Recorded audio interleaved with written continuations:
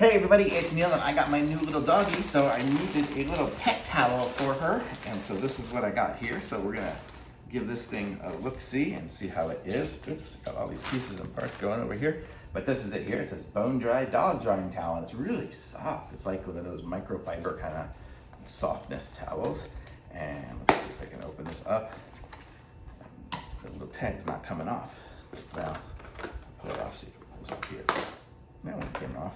Oh, I guess it did come off. Okay, so here we go. So it's got a little paw print on it. How cute is that? So my dog will always know it's hers. Ha ha ha, right.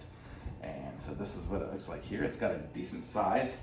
My dog is, for like 5 pounds. So this is huge for her, but you get the idea. So this would fit even a bigger dog here. And it's like a terry cloth kind of thing, but it's really super soft. Let me see if it's any absorbent at all.